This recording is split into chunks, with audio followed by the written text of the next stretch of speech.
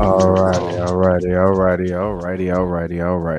We are here. We are back. We are live. I am fresh out of the Clippers versus the Chicago Bulls game. That game was very, very fun.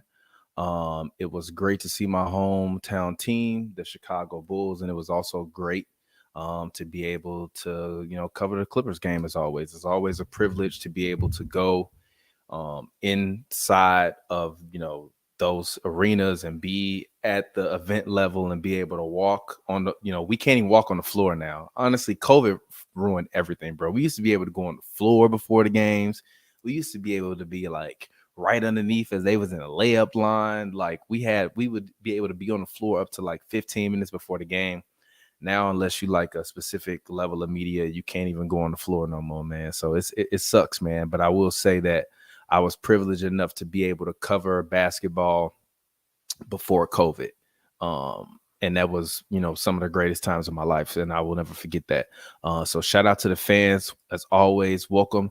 If you are here and you are representing your team and your city, drop your team and your city inside of the chat box. Today, we will be talking about LeBron and if the Lakers are better without him, because I got some opinions. We're going to talk about the NBA MVP debate.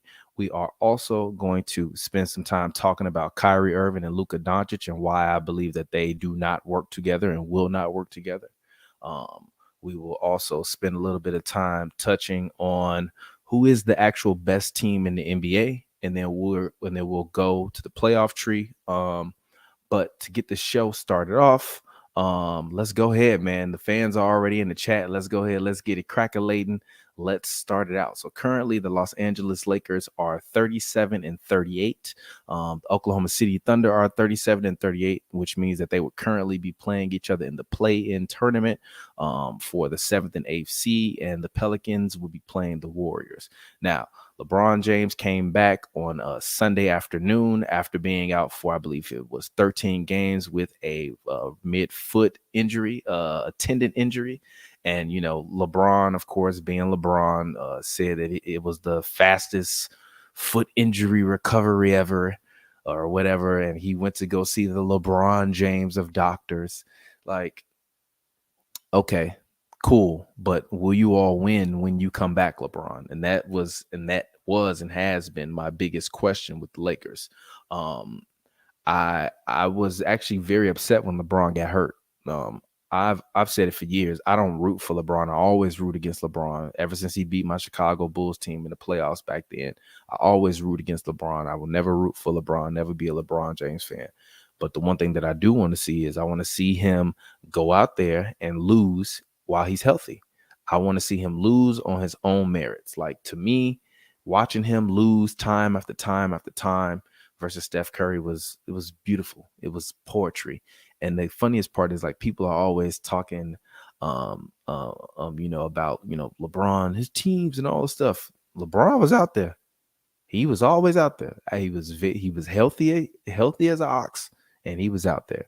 So to see them, lose when he comes back, like, I just was like, whatever. Like, and I'm not trolling Ronald Carroll. I'm not trolling. Said TPJ, the Lakers are not better without LeBron. Now, this is the difference.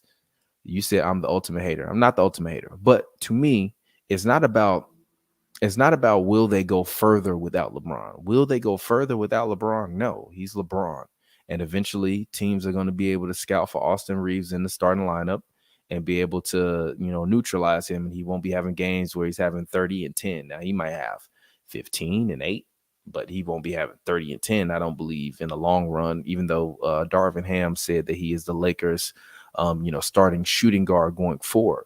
But it's not about hate. Why I got to be about hate? The thing that I don't like about when LeBron James is on the floor with the Lakers is that the ball does not move. And AD has absolutely no space on the floor. Like, when LeBron is out there, there is no space on the floor for Anthony Davis. When LeBron was hurt, what you saw on the floor was a lot of spacing, a lot of ability for Austin Reeves to have the ability to slash to the lane, for them to be able to get easy buckets in the pick and roll. You can't get easy buckets in the pick and roll trying to drive to the rim when it's always a big man standing 8 feet away from the rim because LeBron can't shoot and AD can't shoot. So then the space get all clogged up. And then what you see is a bunch of long threes and misses by a guy like Malik Beasley. And Lakers fans are psychotic, by the way. Y'all are psychopaths. Y'all literally, this man Malik Beasley posting about his kid, and y'all in his comments talking about make more threes. It's like it's a game, bro. Like, I get it. Sports gambling has turned you all into addicted dopamine monsters. You have to voice your opinion right then and there and tell that player how terrible he was on his son's birthday Instagram post, who's a year old. You all are weirdos, bro. Lakers fans, I love Lakers fans that are realistic.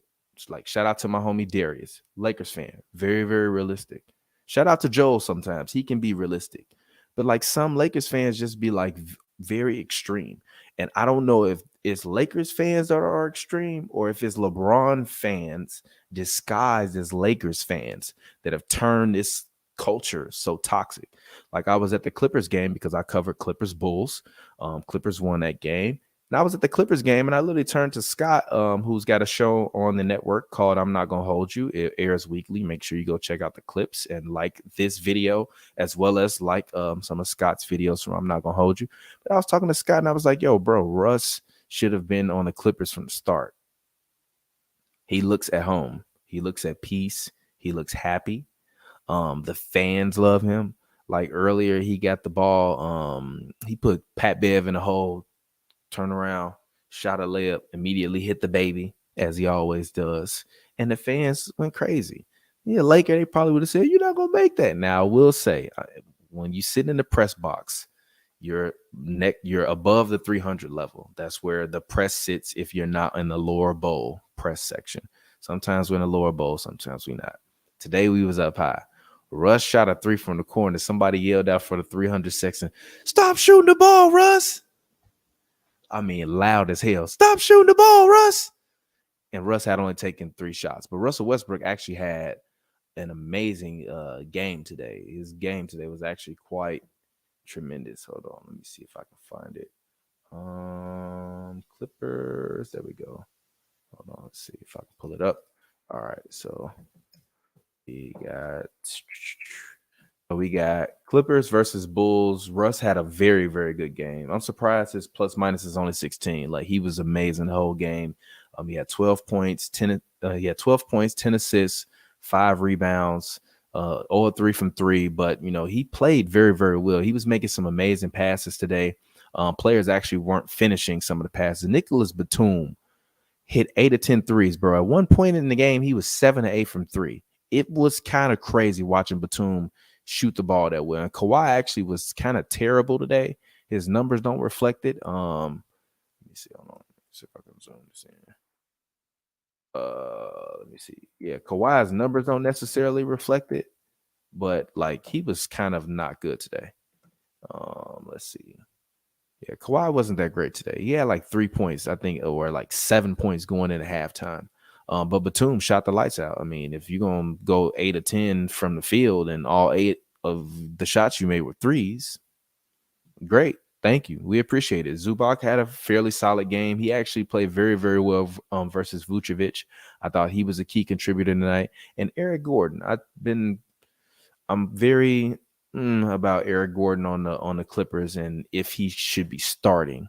But he played very, very well tonight, and I got no complaints. The Clippers have been playing out of their mind and playing their butts off. But that trade for that team worked. The trade for the Lakers works, or it was working when it was LeBron and no AD, or when it was AD and no LeBron. Now that they're together, I think they got to completely come back together, remesh, get themselves together. And Jay Williams, by the way, you was wilding, bro. You was wilding talking about LeBron going to come back and take away possessions from Austin Reeves. That's top 10 funniest things said on TV. Dan LeBatard might not be tripping. And you play basketball. You do good dope because you was tweaking. But so I look at the Lakers, and to me, let's see. Can we go to the schedule? Let me see. Lakers schedule NBA. All right, so let's go. Let's look at the Lakers schedule. So the Lakers schedule coming up on Wednesday. Hold on a minute. God damn it. All right. Oh, there we go. I can just do that. All right, cool. So coming up on Wednesday, Lakers play the Bulls. The Bulls have been playing very, very, very, very, very well. The Bulls have been playing very, very well. I'm going to get back to the comments as I wrap up this Lakers talk when I wrap it up. But the Bulls have been playing very, very well. They've been playing very, very good basketball. I mean, they didn't really play that well today, but as we were talking about, they probably, went to Delilah last night, had a couple drinks. It was jazz night. If you lit and you got bread and you that guy, that's where you'll be. And that's probably where they were after they had that victory. And Pat Bev said LeBron was little. Then they played the Timberwolves. Timberwolves have been playing extremely well. They just beat the Warriors. They just beat the Sacramento Kings. Rudy Gobert shot a fadeaway and made it. Rudy Gobert shot a fadeaway and made it.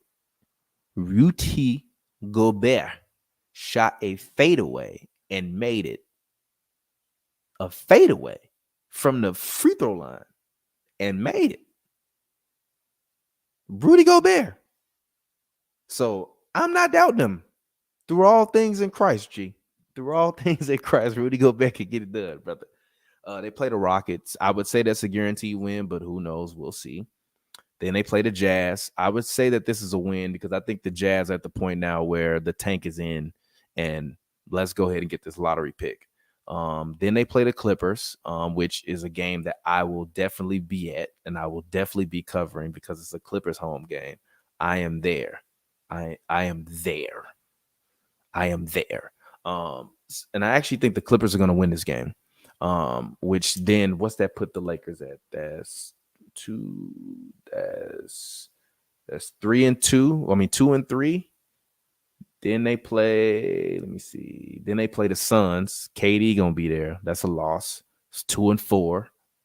Then they play the Jazz again. It's an early game. They gonna lose this game. That's 2-5. That's your season, bro. And if the Lakers finish this season 2-5, brother, it's not like y'all think I'm hating. I'm not hating. You just saw them games. You just saw the games. Hold on, let me see. Is this still up there? I'm not hating. You saw the game. So let's go ahead. Let's see some of these comments because I see y'all in there going crazy right now. Damn, y'all going crazy. If y'all commented but you didn't like the video, why? Why? If you commented and you did not like this video, why you didn't like this video?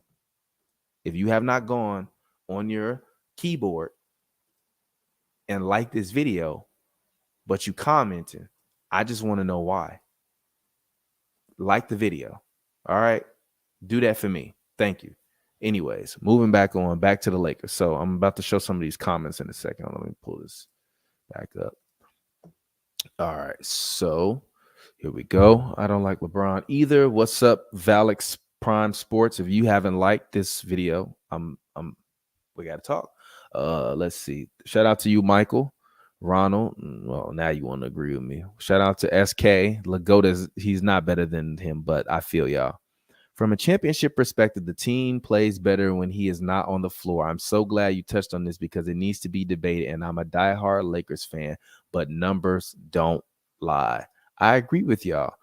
Nah, Thomas Joel is a crazy Lakers fan. Or pull him off the bench. If he came off the bench rotation, like you said, the spacing on the floor would be a lot better. Having hit or miss 28, yes, but let's just be real. LeBron is not coming off the bench. He came off the bench for the second time in his entire career. He is not coming off the bench. Now, should LeBron come off the bench? No, because he's LeBron. Like, you can't be a 99 on 2K, even though I think that shit is blasphemous, and be coming off the bench. I'm just saying. So, man, when LeBron retires, I wonder what these guys will talk about because we know they can't talk hoop. When LeBron retire, I got a lot of shit to talk about. You know how much I get tired of talking about LeBron? but he's still one of the greatest basketball players to ever play. So he must be talked about. And he also plays on the Los Angeles Lakers. That's like asking me not to talk about Derek Jeter, but discuss baseball. What the fuck is wrong with you? Come on, man. Y'all be tweaking sometime, man. The entire Western Conference is crazy right now. It is. All right, let's see. More comments. Pretty wild. All the best players are international players. It's not wild. No, it's not. It's not wild. AAU, bro. AAU. That's literally all it is. It's just AAU, bro. Like the skill level and the discipline is not there. I'm gonna be honest. Now, this is gonna sound like hate, and it's not hate, but it's gonna sound like hate. And if it is hate, it's not hate though. I'm just being honest. Can we have an honest talk about all of this Bronny hype? Like, I'm just being honest, bro. He looked like every other regular guy that can hoop, G. And it's no hate because he also about to be a grown man. He's stepping into the spotlight. This is what he wants. But I'm be looking at the highlights. I'm like, this shit look mad regular. It's just LeBron James' son. Call it hate, but it just looks very normal, run-of-the-mill, good high school athlete player, and not generational. I'm hearing these ESPN people talking about he a top 10 pick. How? I'm just being honest. I like LeBron since I was literally 14. He been the truth. We know it. I'm 33. LeBron been the truth since I was 14 years old. So it is no hate on LeBron. But I genuinely feel like this Bronny thing is marketing. And I hope he's as good as they say he is. Because if he's not, y'all gonna be calling me a hater. Because I'm gonna be like, yo, they put Bronny in the league and he doesn't look good. Like, even the dunk contest stuff he was doing, I was like, bro, what you mean? Like, that's you could, like, anybody that can dunk can do that. Like, anybody that can dunk, like that's an actual G. Mac McClung probably was doing that when he was 15, bro. I'm like, okay, Mac McClung was doing that shit in his backyard. That is not that impressive to me. And like I said, it sounds like hate, but it's not hate. I'm just being honest. LeBron dunk contest was trash as fuck. He ain't like, I'm sorry. That's cap. That's cap. People are definitely hyping Bronny G. People are definitely hyping Bronny G. People are most definitely hyping Bronny G. People are most definitely hyping Bronny G. But I'm just being honest. Mac McClung probably in high school. Did he win the high school All-American dunk contest? I'm dead ass. Comment that if he did. But like, Mac McClung probably was doing that shit in high school. Like, it's only fire because he's LeBron's son. And it's no disrespect to Bron. It's no disrespect to Bronny. But I've been watching Attorney. I'm seeing these guys that are an attorney. I don't think Bronny going out there just blazing it up like that. They better. I am more interested to see where LeBron James Jr. goes to high school than I was to see if LeBron was gonna go straight from high school to the league. Because I want to know, where does he go? Does he go to the G League or does he go to college? I think he should go to college. But I think if he goes to college, he runs the risk of really like not standing out. Because I think at this high school stage, he's LeBron's son. But I like when I'm watching him play, I don't always feel like I'm watching him play against grown men. Now, you're telling me he's going to go to college and light it up for a year and then immediately go to the NBA? Like I said, you can call it hate. If you think I'm hating on Bronny James, like the video. Dead ass. If you think I'm hating on Bronny James right now, like the video. If you think I'm not hating on LeBron James Jr. right now, like the video.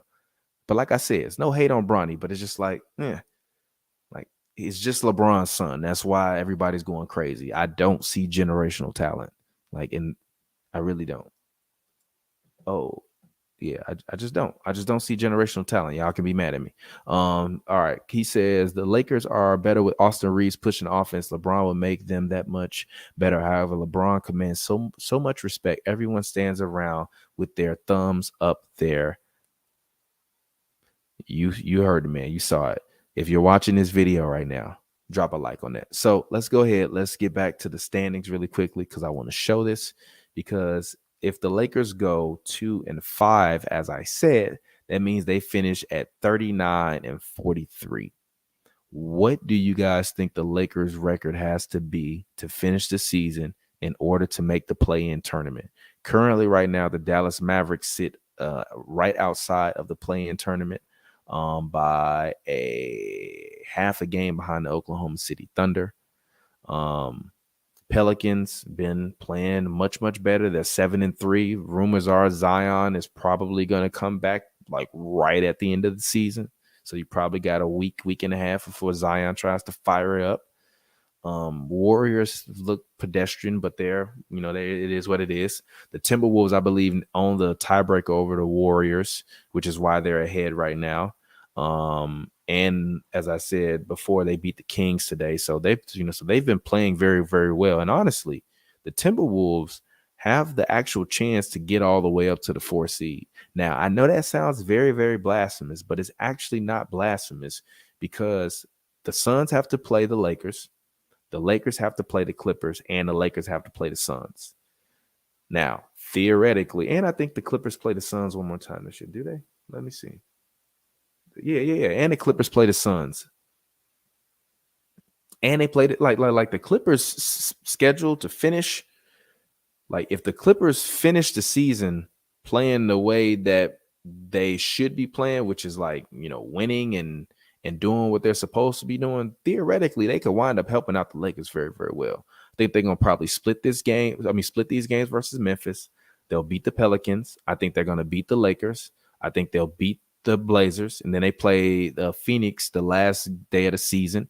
And I don't think that they're going to rest because I think that this game will be the game that will determine who's going to be the 4 or the 5 seed, unless the Clippers beat Phoenix and the Lakers beat Phoenix. Then there's 2 more losses for Phoenix, which means that the Timberwolves can theoretically sneak right on up in there. Let's see who the Timberwolves play. Timberwolves to finish the season. They play the Lakers. They could win that game. The Blazers, that's a win. Brooklyn. Theoretically, that could be a win. That's 3 wins. Spurs win. Pelicans, they might lose that game. But if they go 4-1, they could wind up at 43-38 or 43-37 or something like that. I don't know. Add it up, make it 8. Make it equal 82 games. But you feel me? Or even I could realistically. That would be interesting. It would be very interesting. Even something like 43 wins for them. That would be amazing if you're a Timberwolves fan. And I think that it's very, very reasonable. And if that happens, the Clippers and the Suns better take care of their business, or they gonna wind up in that spot. And I think whoever plays in this series will beat the Nuggets if they are the Suns, the Clippers, or the Warriors. If they're not the Suns, the Clippers, or the Warriors, whoever plays Denver in the first round will lose. And in the second round, I'm sorry, I meant the second round. But actually, even looking at the way that this thing is, theoretically, any team 4 through damn near 10 could wind up 4 through 10 if they get on a losing streak or anywhere near that. So I mean, we'll see how it shakes out. But let's go ahead. Let's actually move this conversation. Let's talk about the NBA MVP. Hold on. All right, NBA MVP.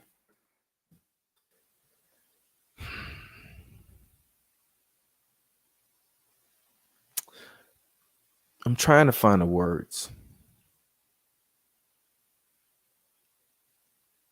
Like I really am.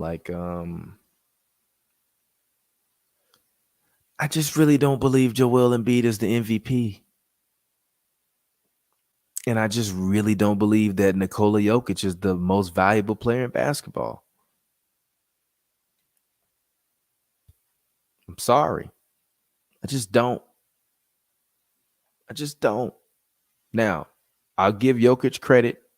His team took the matchup versus Giannis's team when they played in Denver, even though the Bucks had the lead in the beginning of that game. In the third quarter, they just got avalanched in Denver, and that was kind of is what it is. But I'm just being honest. Like, I don't believe in the Nuggets.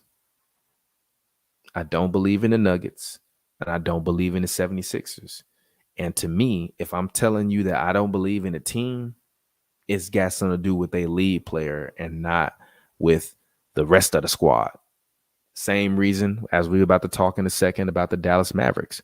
So when you ask me who the NBA MVP is, to me, it is still Giannis Antetokounmpo. Now, I know you will say, oh, but TPJ, like Giannis is, his numbers compared to where blah when he won MV before. Let's just see. Let's take a look at it. All right, hold on. Let me see. Can I make another custom layout? Hold on. Let me see if I can. Hold on. Let me see if I can edit this layout. Not this one. Give me a second. Let me see if I can edit this real quick. Boom. All right, cool. There we go. All right, there we go. Now we in business. All right, boom. Sorry, guys. Hold on, let me see. I see an ad. Let's get these ads up out of here. All right, cool. My bad. Sorry. But anyways, moving on. So now you can see all of Giannis's stats, right? So this is this year. Now you'll look at these numbers. Even looking at his rebounding percentage, it's the third.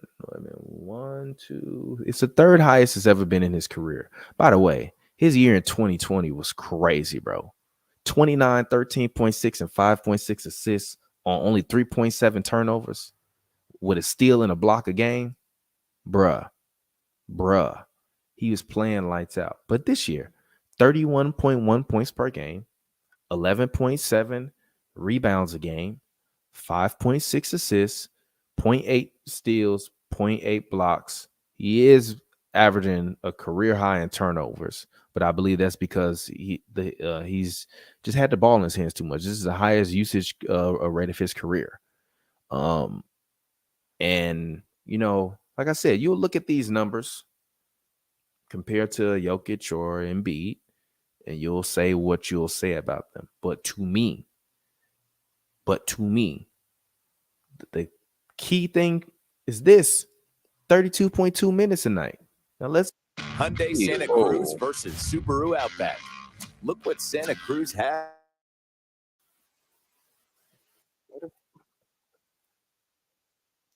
Gee, I don't know where that came from, bro. They got all kind of ads on here now. Can't even block it out now. No, oh damn. Oh, I unpaused my ad block. My bad, G. Charlemagne, are we live? Greatest moment in radio history. So Embiid, 33 points per game. He's averaging 10 rebounds a game, 4.2 assists, 3.5 turnovers. This to me is the most impressive part about Embiid. 1.1 steals, 1.7 blocks a game. But he's playing 2.5 more minutes a game than Giannis, but taking around the same amount of shots per game as Giannis. Actually, let's go back to this. Giannis is taking actually 0.1 shots more than him, and Embiid is actually shooting less from the field goal than Giannis. So it's like, to me, y'all argument for Embiid, like he's shooting 54 and 34 from the field. Giannis shooting 55 and 28, but he's taking 2.8 threes a game. Joel Embiid is he's only taking 3 a game. You know what? You know what? I'll give you credit for that, Joel Embiid. That's pretty good, actually. It's actually pretty good. And he shoots 85% from the field. From the free throw line. But I'm sorry, still, Giannis, give me another block and a steal and a half more game in 2.5 less minutes a game. 2.5 less minutes a game. Let's go to Nikola Jokic. Now, obviously, points, nowhere near close. Total rebounds, 11.8. He's technically out-rebounding Giannis by 0.1. His assist number. Now, I'm not going to lie. I'm kind of mad that this is where it is. He was averaging a triple-double. He was averaging a triple-double. Now he's not averaging a triple-double anymore. It was kind of fly when he was averaging a triple-double. He's still playing 1.7 more minutes than Giannis. He is taking a lot less shots than Giannis, which I'll give him credit, but he's averaging a lot less points. Less blocks a game than Giannis. He is averaging more steals. He's averaging a little bit less turnovers than Giannis per game. Obviously, he shoots better from the free throw line, and he's actually shooting better from the field too, 63% from the field. He's playing out of his mind. But if you asking me, night in, night out, as many Bucks games and Nuggets games as I've watched this year, Jokic does a great job of making plays and doing what he needs to do for those guys around him. But when I look at who makes the team go, and without him, are they a 1 seed or are they a middle of the road, middle of the pack seed? I don't know for the Nuggets. I don't know for the Bucks. For the 76ers, without Embiid, they'd still be a playoff team in the East. Probably 7, 8 seed, honestly. 6 seed maybe. If Harden got the ball and you could just let him do what he do, and you still got Tobias Harris out there. But Jamal Murray's played a lot this season. Michael Porter Jr. has played a lot of games this season. Chris Middleton has played less. Actually, let's see. I think he's played less than 25 games this year. It might be 25 at this point. Chris Middleton has played 29 games this year. He spent 14 of those games on the bench. He's played an average of 24.4 minutes a game this year. Shooting the worst worst field goal percentage of his career. Worst 3-point percentage, second worst 3-point percentage of his career. Averaging 14.9 points. He ain't averaged that in 6 years.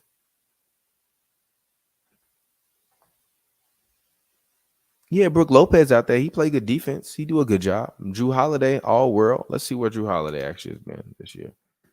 Drew Holiday has played all world this year. 18.9 points per game, 7.3 assists, 5 rebounds. Great point guard play. 47% from the field. Ooh, great point guard play. Drew Holiday low-key deserved to be, y'all gonna be mad, but he should be third team All-NBA, especially if you account for what he's done defensively. But I think Harden should be third team All-NBA too, which then kind of, because I think you got Ja, you got Steph, you got Dame, you got, I believe Jalen Brunson will probably be in that mix. You got Harden, and then you got Drew Holiday in my mind. Look at them, they mad. They talking about his true shooting percentage. I don't want to hear about no true shooting percentage, bro. His field goal percentage is not that fire. Joker did not beat he did not beat the 76ers, G. He didn't even play today. You do good dope. Come on, man. Stop, G. Get up out of here with that. Anyways, let's go ahead. Let's get back to our playoff standings so then we can get ready to wrap this up. But let's actually talk about a team that I really want to talk about. And that's my guys, man. It's my guys, bro. These guys. Whoa. These guys right here. These Denver Mavericks. I'm tripping right now. Let me actually turn this banner off. Let's talk about the Dallas Mavericks. And I want to have a real talk conversation. I love Luka Doncic.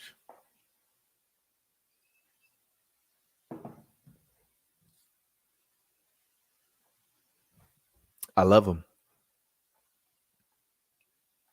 I love him. I think he is one of the greatest athletes to ever live.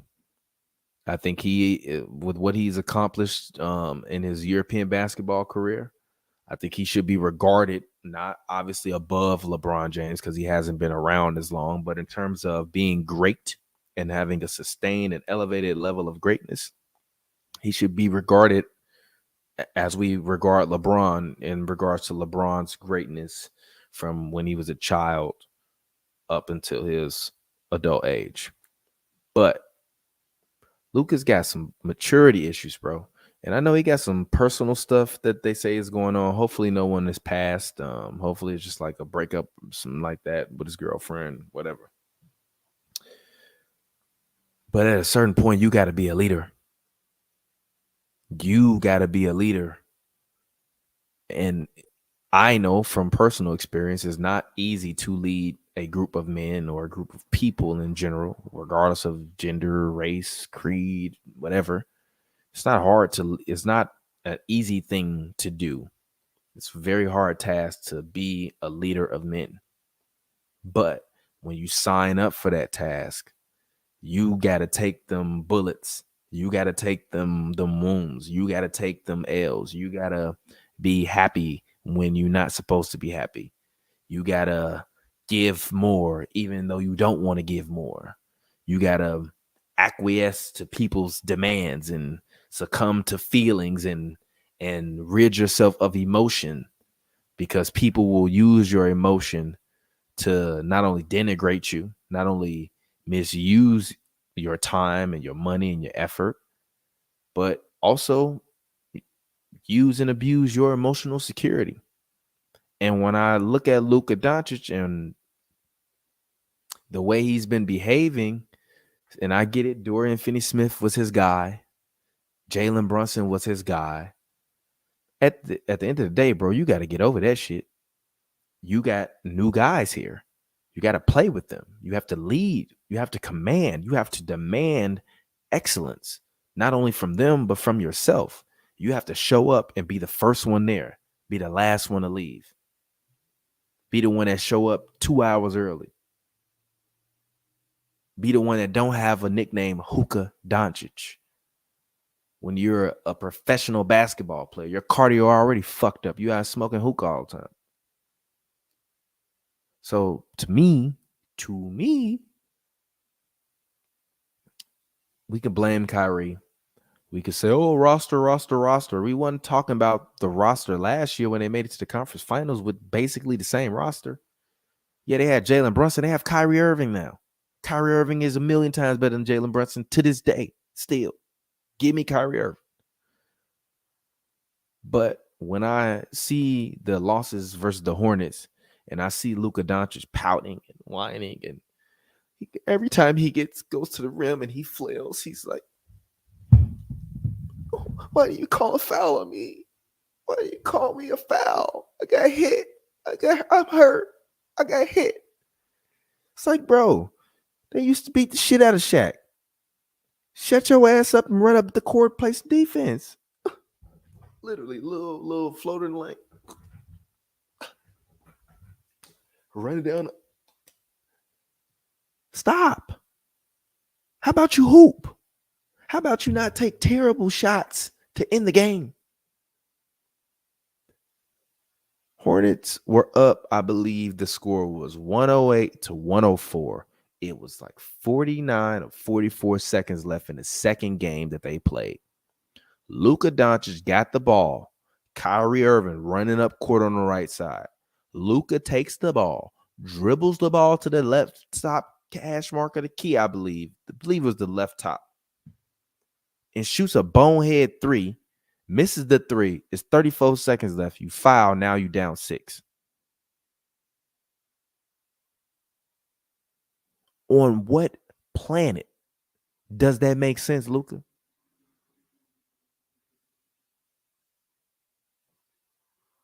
Yeah, they won versus the Pacers. Cool, smooth. But he's the problem. It's not Kyrie. He has to grow up and mature and really become a leader of men.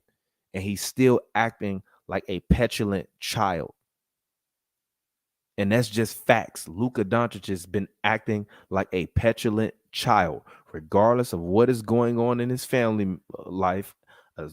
You know, and I pray he's not dealing with death. If he is, my condolences. But even still, when bad things happen to you, you have to hold your poise. Criticizing your teammates or I'm frustrated because we're losing. No shit, Sherlock. But you get Kyrie Irving to give you the opportunity to allow yourself to get back to the conference finals and get past the conference finals. Because you have another playmaker and dynamic scorer that is able to be on the floor, that has to be accounted for, and is so in high of regard that the Golden State Warriors can't double team you the entire game or solely put Andrew Wiggins on you alone with help coming every time you touch the ball and you drive. Now, if Kyrie Irving is on the floor and Andrew Wiggins has to guard you one-on-one, or you get that switch versus Jordan Poole, whereas before, when it was Reggie Bullock or Tim Hardaway Jr. or Jalen Brunson or whoever it was standing over there in the corner or top of the key waiting on the pass, you could just sag off of them and put a body in the lane, which makes your isolation ball that you love to play, your pick and roll ball that you love to play, slow. And then what you start doing is exchanging missed threes for Warriors threes, or missed threes for layups, or you can't even get a three. So you get frustrated and you start driving the ball to the rim, flailing. You don't get a call. You miss a layup. Warriors run back down 3, 5-point swing, 5-point swing, 5-point swing. Before you know it, Mavericks down 20, lose to the Warriors. You have Kyrie Irving there. Not only do you have someone that you can leave on the floor when you go to the bench that can drop 60 in 30 minutes, but you also have someone that makes you undoubleable. So get over yourself, Luka Doncic. Get over the fact that you have to run your fat ass around screens. Get over the fact that your fat ass got to set screens. Stop smoking hookah so you can have the fucking energy, Luka. Stop smoking hookah so you could have the energy, Luka. Then you won't have to worry about calls because your physical fitness level does not look like it's at its peak. And you've been playing stupid basketball. So Mavericks fans can blame Kyrie Irving all they want to. It's not Kyrie Irving's fault. This is not Kyrie Irving's team. Kyrie Irving don't even think this is his team. I don't even know if Kyrie Irving want to be there long term. But what I have seen from him, including when I talked to Kyrie after the very first game that he played as a Dallas Maverick, Google it. He seemed very, very happy and very, very enthusiastic about the opportunity that he would be able to play with Luka Doncic. So to me, Luka, give Kyrie the ball. Let him score. Let him get you rest. And then when it's time to take over, take over. Luka has been so used to running 1,000,000 miles per hour. Really not 1,000,000 miles per hour, actually 70 miles per hour in 150 mile per hour NBA pace lane. And now you got someone there picking up the pace, moving the ball, requiring you to become a better athlete. Rather than being better and being a leader of men, you complaining and you whining. I love you, Luka. I think you're one of the greatest NBA players of all time. And when the NBA top 100 come out, you better be on there. You a Hall of Famer already. But you also look like a whiny baby and a sore loser and a guy that isn't mentally ready to get to that next spot. And one thing I'll say about LeBron is LeBron never fucking whined and complained when he was young about his teammates. He never passed the buck and blamed his teammates when he was young. He took accountability. He talked about how he needed to be better in every instance and in every moment, and how we as a team need to be better. And to me, the conversation that Luka Doncic has created is not about the team. It is about him and his feelings. And that is not good leadership. So will the Mavericks make the playoffs? I don't fucking know. Ask Luka Doncic. And I'll leave it there. Let's go ahead. Let me see what the fans are saying. Calling out Luka has to hurt TPJ. Yeah, it hurts. It hurts. It hurts me a lot. But it hurts me a lot. But it's lame. It's lame. And he got to do better. Got to do better. You can't spend your whole career looking at the referees and complaining about everything that's going on the floor when you got the ball in your hands.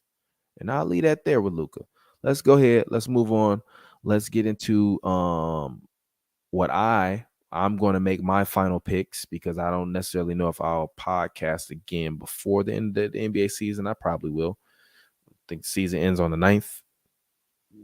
So we got about 2 weeks. I probably will. But I'm going to make my picks for who I believe will make the play in, and where I believe that they will stand. So currently, as of now, the Denver Nuggets are the number 1 seed in the West. I think they will finish as the number 1 seed. I think that the Memphis Grizzlies will finish as the 2 seed, because the Kings lost that game to the Clippers. I'm sorry, not to the Clippers. Kings lost that game to the Timberwolves, and that game really, really, really, really hurt them. Losing that game, because I believe it put them 3 behind. So that's unfortunate. But as far as the 3 seed, I think the Kings will tie it up. I don't see them going on any slide or skid. Like, I think they'll be fine. Denver, I think will personally play in that 8th slot, and I'm gonna go 8, 7, 6, 5, and then 4. In the 8th slot, I think that the Denver Nuggets will wind up playing the Los Angeles Lakers. I think that the Lakers will wind up making the play-in tournament. I'm sorry. I think that the Lakers will wind up making the play-in tournament. And basically, I think that if they are able to sneak into that 8th seed, which I still believe is possible for them, I think that they will probably, I'm only saying probably, I think that they'll probably beat the Warriors or the Thunder, which then will put them at the 7th seed and make them play Memphis, right? But knowing the Lakers, they're going to finish as the 10th seed, beat the Thunder, and then they're going to wind up being the 8th seed.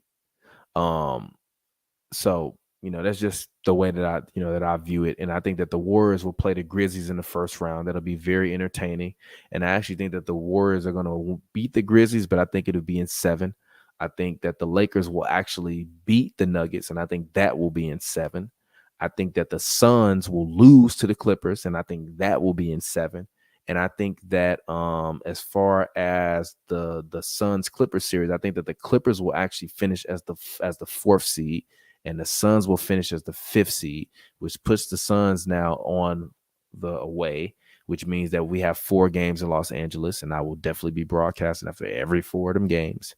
And then that leaves you with, Sacramento versus Minnesota, which I honestly have no idea who wins Sacramento versus Minnesota, especially with a healthy Karl Anthony Towns. Like, I do think that, like, the one thing Domantas Sabonis does that makes him a stellar NBA player is his game is very, very balanced. Even in some games, like, you'll see him halftime damn near with 10 and 9, like 3 assists. Now he might finish the game with like 18, 12, and 5, but that's very balanced, very even. But I think when you got to go up against Karl Anthony Towns and Rudy Gobert, Mr. Turnaround Fadeaway, I think you're going to have some problems. And I think if you can't rebound versus a team like the like the Timberwolves. I think the Timberwolves actually, their half court game will be far superior than the Kings. I think the Kings like to play with a lot of pace. They shoot, they run, they do play very, very good defense. But I think in a half court set, I'm going to take Mike Conley running an offense and Anthony Edwards being a dynamic scorer, Karl Anthony Towns being a dynamic scorer, and Rudy Gobert being able to at least give me 10 to 15 rebounds a night, which means I'm probably getting 4 offensive rebounds, which means Rudy's probably getting 10 to 12 points a night. And I think if the Timberwolves can come through, I think we might see literally 4 7-game first round series in the West. As far as the East, I think that the Bulls will play the Toronto Raptors and they'll beat the Raptors.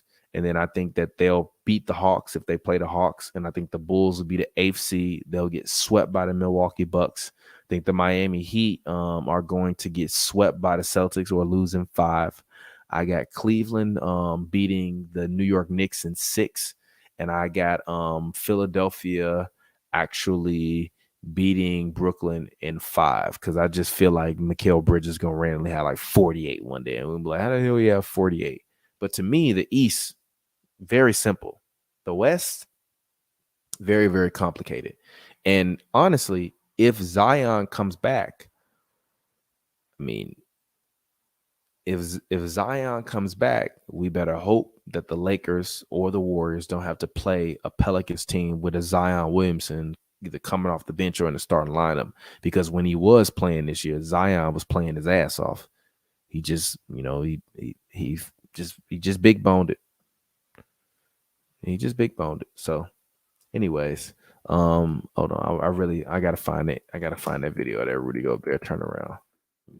Rudy Gobert. I gotta find it, G. You gotta watch it. Let's see. Where is that? Nah, where is that at? Rudy Gobert. There we go. Here we go. Look at this, G. Look at this, brother. Oh, my bad. Hold on.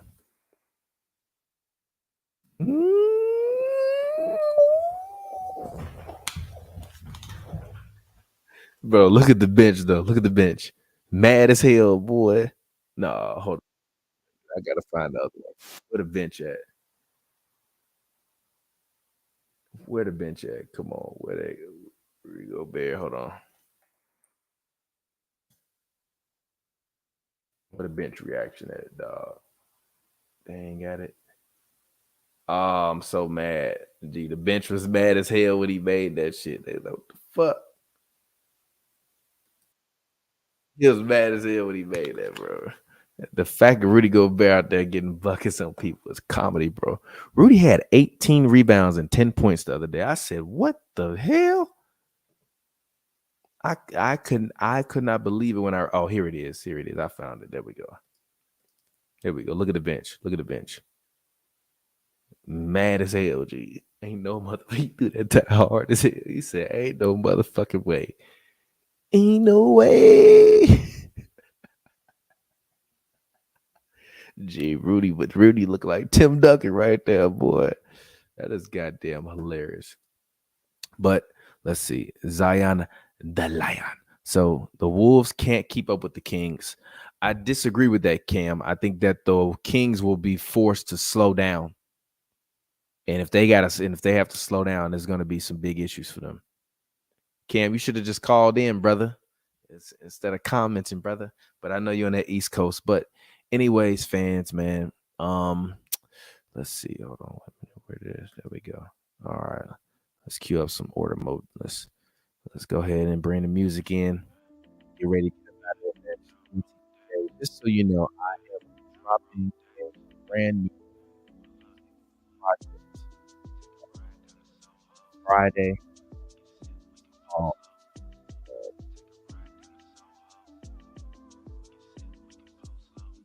I just looked at a comment. My bad. Dropping a brand new music project this Friday. It's called I Spill Wine on My Laptop. It'll be on all streaming platforms, available anywhere you can stream your music. Please make sure you get that. I would desperately appreciate your support and love, and like I rock with y'all. And shout out to some of the fans I see that be hitting me up asking me about my music projects and all of that stuff. You guys are amazing. Yeah, man, shout out to y'all for real. I think that you guys are like the real MVPs. Yeah, I just be here. So shout out to y'all, man. Make sure you go ahead. Let's see, this is the new project right here. Make sure you go ahead, you cop that, get that. This Friday. It's called I Spilled Wine on My Laptop 2. So this song I'm gonna play on the outro. This is a song I got with Pavi from Hoops and Brews. It's called Order More Drinks. So if you're old enough to drink, call up your lady. Tell her, hey, baby, I got something to play for you. Turn on that Order More Drinks, man. I appreciate y'all. It's been your boy TPJ.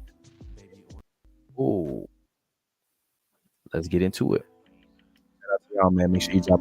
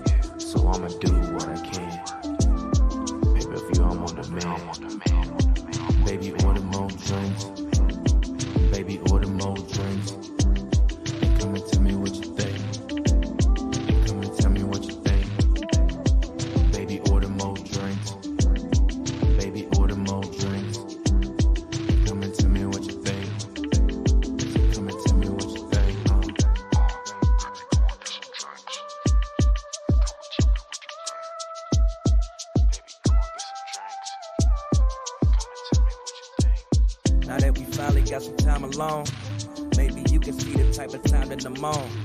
I know you read my tweets. Like, could this be about me? That's what you think. But you should give us some credit at least. We share moments, I'm thinking it's deep. Up in Soho, House of Rocks, you always miss the Byredo with the Baccarat. The smell is as intoxicating as us when we link up. We both Uber, baby, drink up. I'm trying to have you all smiles when you think of the moments we shared. I'm praying nothing ever compares to the day we watched the sunset at Noble. I knew you, but that day I felt I got to know you. Lemon rinse and dory chicken. I feel like you the one that's missing, for real. Baby, order more drinks. Baby, order more drinks.